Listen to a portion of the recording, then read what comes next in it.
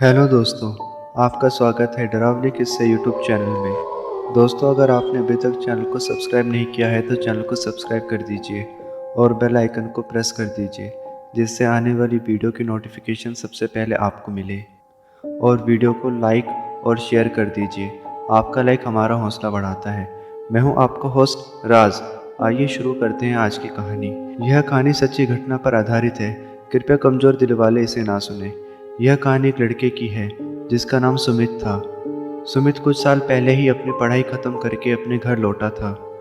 सुमित के घर में उसके माता पिता और उसकी छोटी बहन रहती थी। एक दिन सुमित अपनी जॉब के इंटरव्यू के लिए एक सॉफ्टवेयर कंपनी में जाता है और उसका सिलेक्शन हो जाता है। जब वो कंपनी से बाहर आ रहा था तो देखता है कि कंपनी के गेट के आगे एक छोटा बच्चा बैठा हुआ था और सुमित को देखकर बोलता है, भैया क्या आपके पास कुछ खाने को है? मैं बहुत दिनों से भूखा हूँ। तो सुमित अपने बैग में से एक बिस्किट का पैकेट निकाल कर दे देता है और सुमित अपने घर चला जाता है।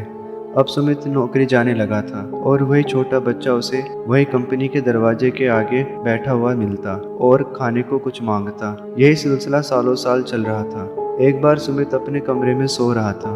उसे महसूस होता है कि उसके बिस्तर पर कोई बैठा है और जोर जोर से सांसें ले रहा है। लेकिन जैसे ही सुमित अपने कमरे की लाइट जलाता है उसे वहाँ कोई दिखाई नहीं देता। सुमित अपना वहम समझकर लाइट बंद करके सो जाता है। सुबह होने पर अपने माता पिता और अपनी बहन को रात की घटना बताता है। उसके माता पिता भी बोलते हैं, हो सकता है बेटा, क्या पता ये तेरा एक वहम हो। और सुमित अपनी कंपनी चला जाता है और देखता है कि आज उस बच्चे के चोट लगी हुई थी। यह देखकर सुमित बोलता है, बेटा ये चोट कैसे लग गई?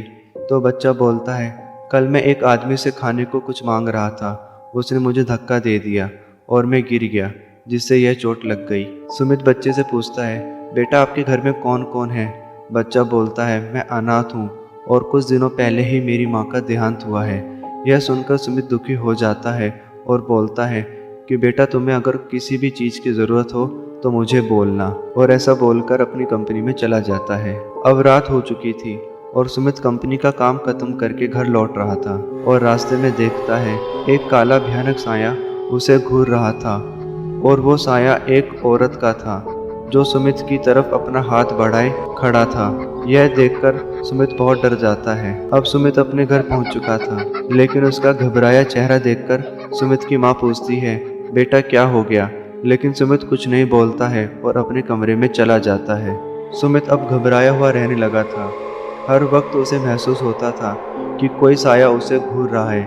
कभी उसे महसूस होता कि कोई उसके पीछे खड़ा है और कभी महसूस होता कि कोई उसका नाम पुकार रहा है। एक बार सुमित की माँ रसोई में खाना पका रही थी।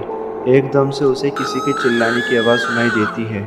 यह आवाज़ बहुत डरावनी और भयानक थी। वो एकदम से घबरा कर बाहर आती है। देखते ही उसके होश उड़ जाते हैं। सुमित की माँ देखती है कि सुमित जोर जोर से चिल्ला रहा था, लेकिन उसकी आवाज़ बदल चुकी थी। सुमित का चेहरा बहुत डरावना हो चुका था।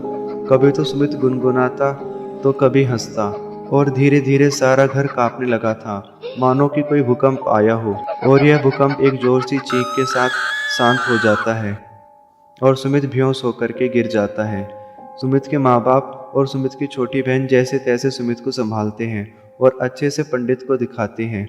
पंडित के देखने पर पता चलता है कि सुमित के अंदर उस बच्चे की माँ की आत्मा थी, जो सुमित को हमेशा कंपनी के दरवाजे के बाहर मिलता था। उस बच्चे की माँ की आत्मा सुमित का बुरा नहीं चाहती थी।